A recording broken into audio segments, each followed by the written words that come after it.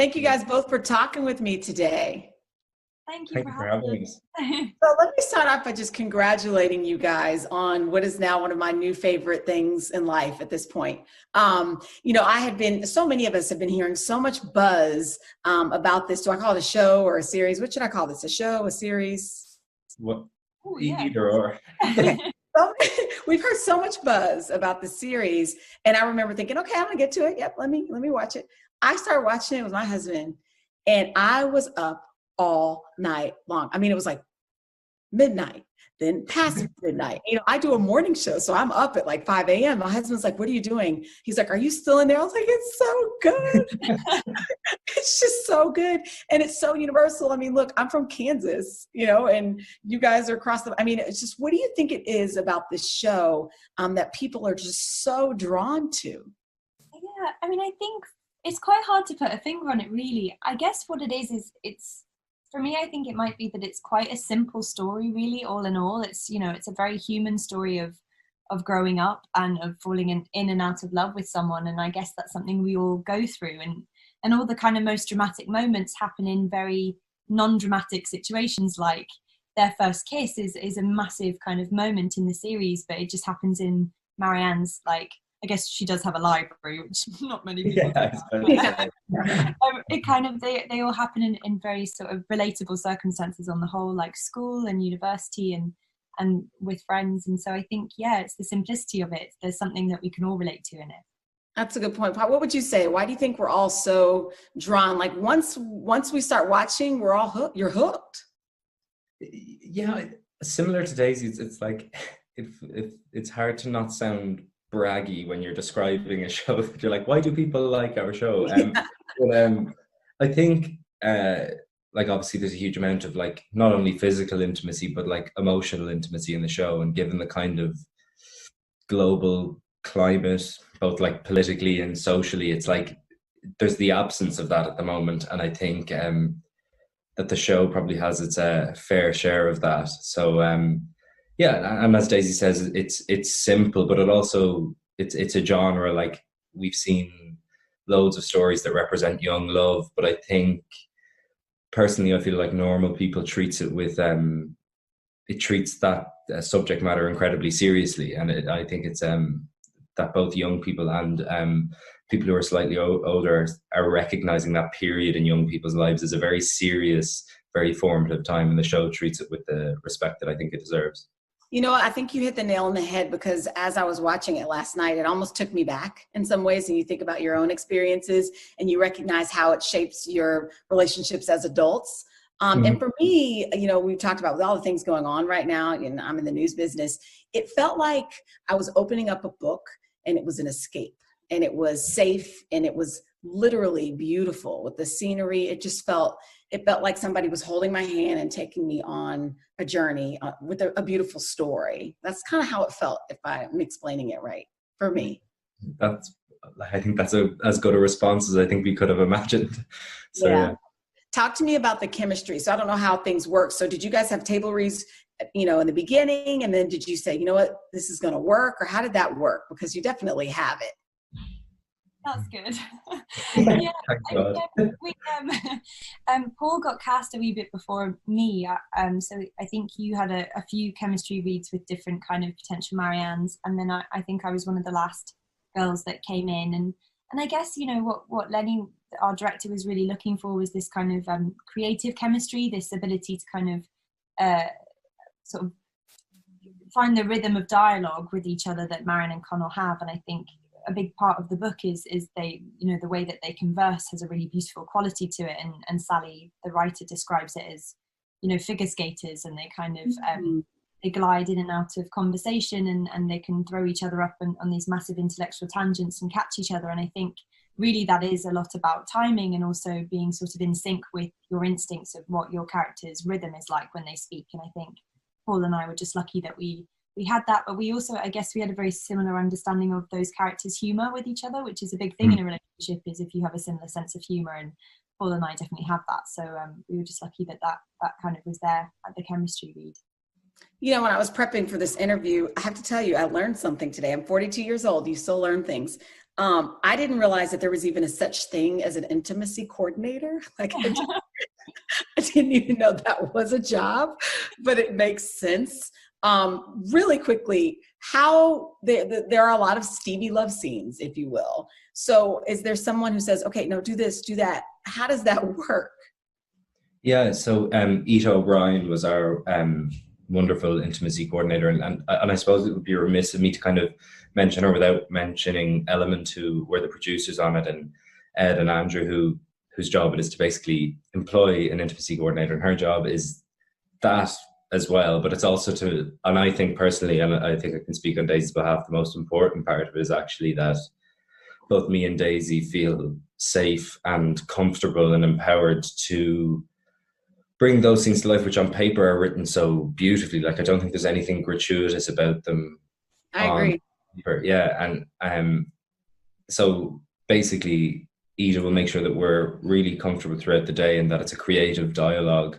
But also then when we get into the kind of mechanics of the scene, that she's like, okay, that doesn't seem real, lift your hips a bit higher or change your body position and things like that. But it's all coming from like a place of support. And because I just don't think we would have been able to do the scenes justice the way me and Daisy and Lenny and Hetty wanted to do without somebody else who has a very specific eye on the action in the sex scenes or the intimate scenes. The beautiful part about this show to me is there are moments where you giggle. There are moments where while you guys are acting, we as an audience are strolling down memory lane, thinking of our own experiences, some of the party scenes. I mean, it just goes on and on and on. But there are also some more serious scenes as well. There was one poignant scene, Paul, when you are meeting, O'Connell's meeting with a counselor after the death of a friend. And it's real, it's moving. Can you talk about how you prepared for that? And also, especially now, I feel like, you know, we're talking about mental health and we're putting it on screen and we're seeing, you know, we all deal with things. Can you talk about that scene in particular and what it was like for you? Yeah, I remember reading that scene in the book and being like, wow, this is quite a moving moment in the book. And it was very much, I felt that as well when I read the scripts for the first time. And in terms of preparation, I think the kind of best preparation for a scene like that is getting to play him for, like, I played him at that point for about 3 months. So you're kind of living frequently inside his brain. And then when you get to that scene, it's kind of one of those scenes that I'm sure like Daisy had similar ones where you're like, I hope this is a little bit further into the call sheet and I hope it's the next week or the next week or the next week, because they're those kind of scary ones. But yeah, I think the preparation is just like obviously having the source material there and kind of constantly going back to the book. And then it's kind of arriving to set on the day that you're going to film it and trusting that you have a strong grasp of who he is and just kind of letting the words do the majority of the work, and then trying to like remove your ego or what you want the scene to look like on the day, and trying to just forget all about that and just try and do it. I know, like, I'm still figuring out my process and things like that, so it's a bit like do the prep and kind of hope for the best. How important is it to you to have scenes like this one? Oh, massively important. I think again, it's very hard to look at the show without looking at the context of the world we're living in now, and you're kind of looking at like coronavirus and the wider picture of the world, and you're going like, okay, after this, it's going to be an economic recession, all the rest of it, but there's also going to be a huge rise in statistics in regards to depression, and I think it would be remiss of me to say that I think that young men particularly are more hesitant to talk about their emotions, and I think I don't know, I'm really proud of that scene in terms of how positive it is, but also how it's not kind of like papering over the cracks. Like, it's quite a sad moment in this young man's life, but it's also a moment where he's kind of taking control and doing the right thing, even though it's difficult. And I think if that's one of the messages that people take from the show, that it is a really healthy thing. It's not an easy thing, but it's a really healthy thing and a really important thing to talk about your emotions when you need to. There was a message for me, and again, I don't even know if it was on purpose, but the power of communication between, you know, with a couple and things you're thinking that you may not necessarily say. And you see on screen beautifully how sometimes a relationship can break down, even when both parties don't want it to happen, but because we're not communicating. And I thought it was so interesting that you guys were able to convey that something that was on the page, in person, how did you guys do that? Am I getting it right there? Do you know what I mean?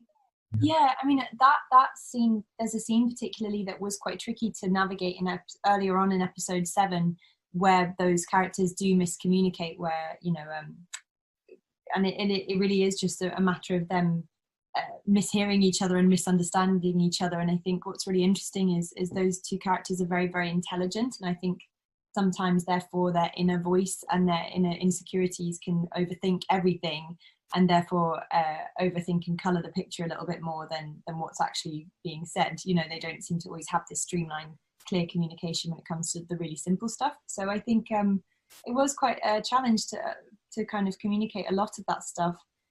But because Sally has written such a beautifully detailed book, and you have such a kind of depth of knowledge about your characters, not just from the way they view themselves, but also from the way they interact with each other, because you have the insight of, so I'd have Connell's chapters for certain, clues about how Marianne actually conducts herself, and then I'd have Marianne's chapters which gave me an idea of what Marianne was actually feeling and thinking. And it was really interesting seeing the difference actually in your inner life as opposed to the life that people see you, or the way people view you. I found that really interesting. But we were very lucky to have a very clever director and on both blocks to help us with those stuff, and brilliant editor to kind of make those two worlds kind of come together. And that for me I just thought it was amazing.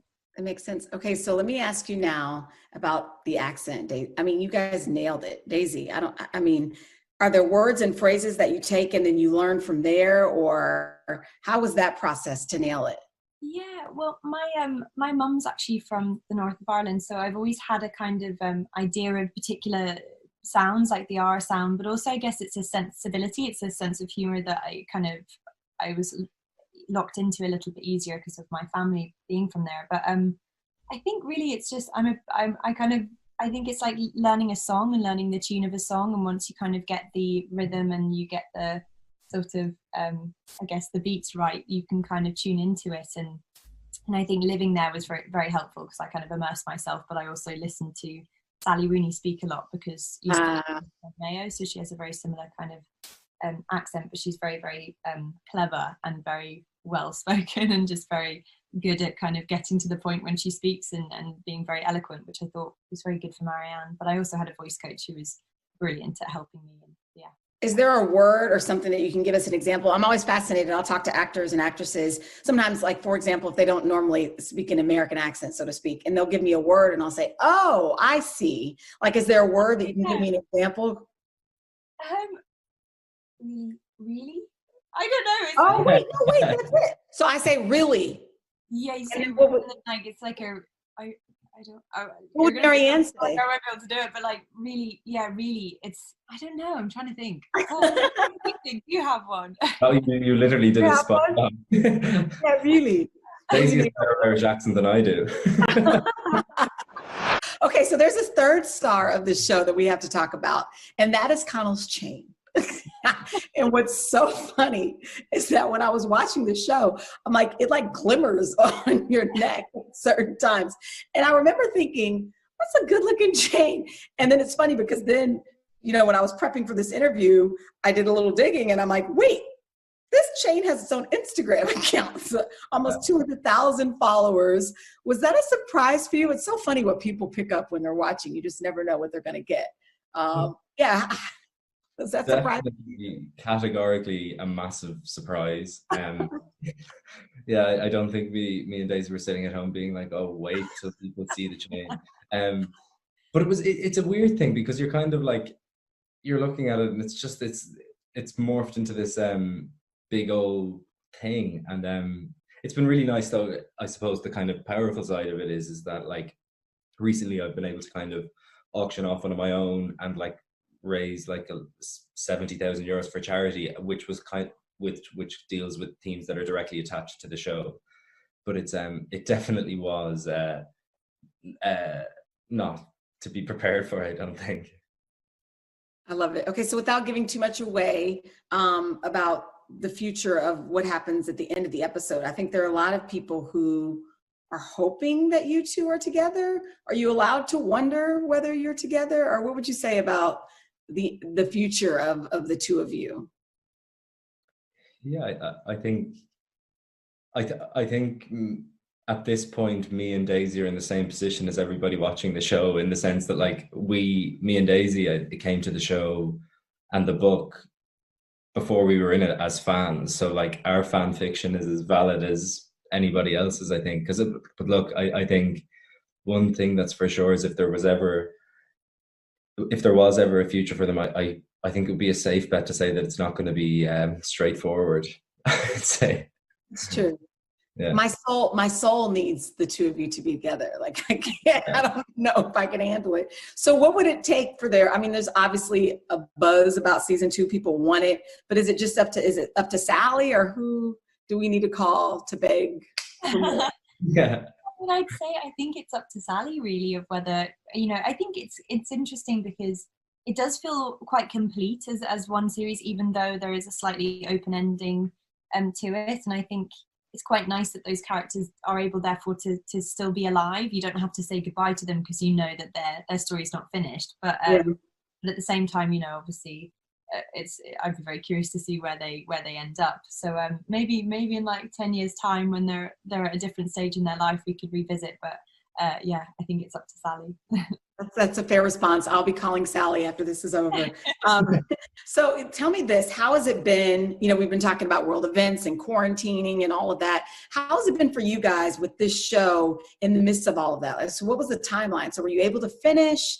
And then now that everybody's watching it, were you able to watch it together? Or talk to me a little bit about how it's been in this new normal, if you will. We always do that. We both look at each other. We were lucky that we actually had to do, me and Daisy were doing separate plays just around the New Year. So we had scheduled kind of pickups around March. It was early March, which proved to be quite timely considering Ireland went into lockdown, I think like a week or 2 weeks after. I think it was actually about 10 days. So between those two, but we got our pickups and then the world shut down. So it's like incredibly grateful that we did get the pickups, and the production team did such an amazing job in terms of like editing the rest of it in kind of isolation, and like it's just amazing how professional they've all been in terms of being able to do that, because I can't imagine how difficult that has been. But really grateful that we got to finish it. But it was I think it was weird because me and Daisy obviously spent a huge amount of time making the show together, and then when it came out we were like sitting in our separate sitting rooms, like calling each other, and it's just been weird not being able to see each other, I think. How's it been for you? What was it like for you, Daisy?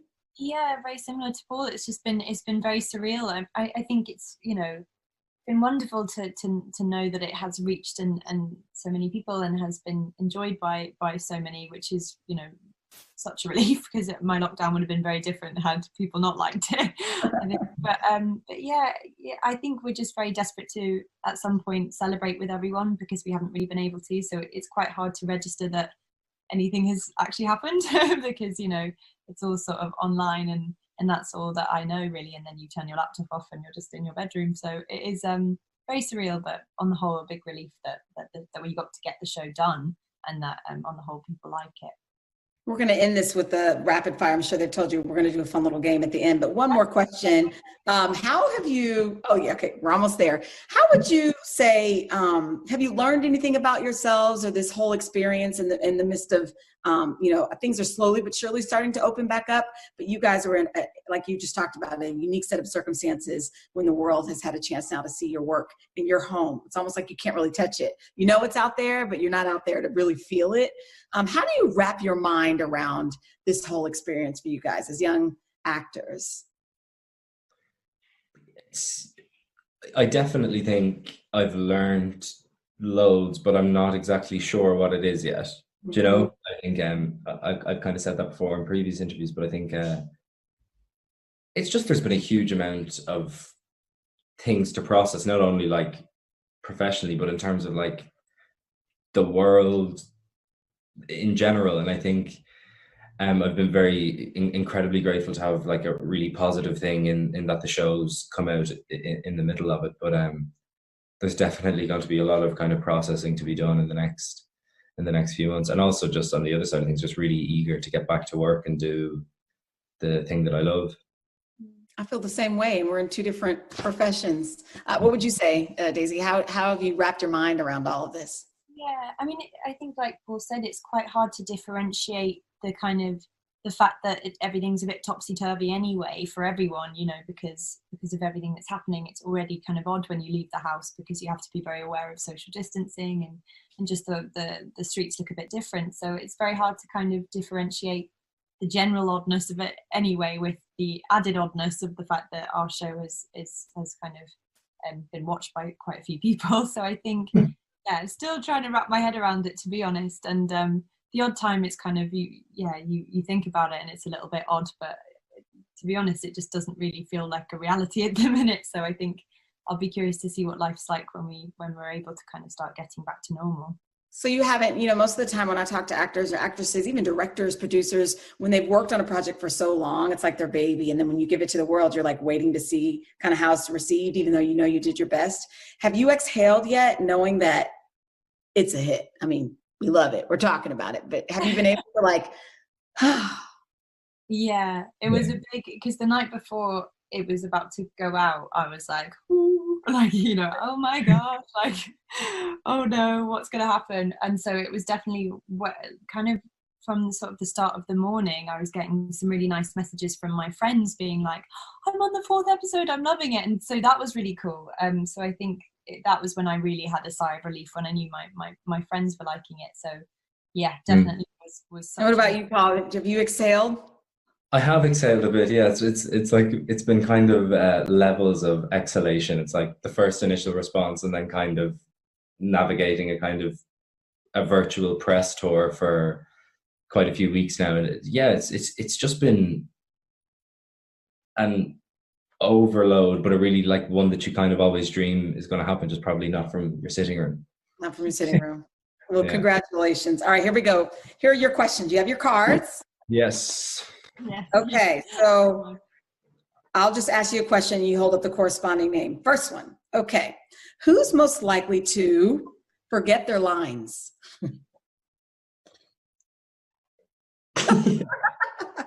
Who's most likely to break character? That's funny. That's a good one. Yeah. I think we. Yeah, the giggles. Both of us do. Here's a good one. Who's the better dancer? Yay. Uh, I haven't really seen you dance, so I apologize. I just waited for you to put me up and then threw you under the bus. you were going to put me, so. oh, that's funny. Okay, how about who's the better singer? Daisy is a really good singer, though. I can testify to that. He's like, but I'm better. Here's the next one. Who's the biggest prankster on set? Are we pranksters? I'm going to just say you out of politeness. Pretty good. Yeah, we're not pranksters. Okay. How about who's funnier? You are funnier. It's okay. I won't take offense. No, you're very funny. No. All right, here's the Laugh a lot. second to last one. Who's the better writer in real life? Ooh. I don't know. I actually don't know. We haven't exchanged novels yet. Yeah, I might- exactly. Right. I'm working on that novel. I'll get that. I'll get that. Yeah, Paul. All right, last one. Who's more sentimental in real life? Yeah. Oh, No, I don't know. I'm doing this again. I'm between two.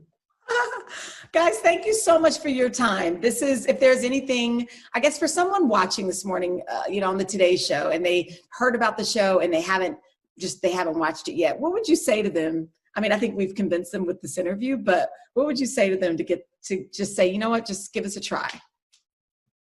Ooh. Ooh. Ooh. I'd probably just say that. Please just give us a try. Please, we're begging you.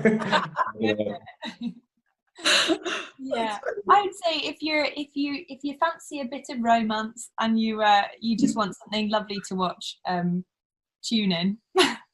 The fact that you just said, do you fancy? I just like that as well. All right, who's more likely to cry in public?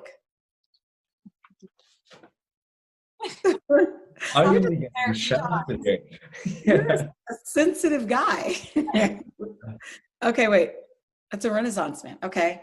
Who is more, oh, this is a good one. Who was more nervous shooting a scene? Like if there's like a, sensitive point. Yeah. You're not nervous though, so I feel That you know of. that I know of. Okay. You're hiding it. There's a lot of drinking on the show. Who's more likely to order another round of drinks? Oh, come on. Now, this is the producer's question. This is the producer's question, not mine. Who is the bigger nerd? In what? You're like love knowledge. You should embrace it. That's a good thing. I love it. It is a good thing. I tell my kids to embrace it. And then there's only two more. Who's more likely to fall asleep with a book? You fall asleep more. You're able to. I like your logic, but I probably wouldn't. Yeah. Who's more likely to follow Connell's chain on Instagram? No.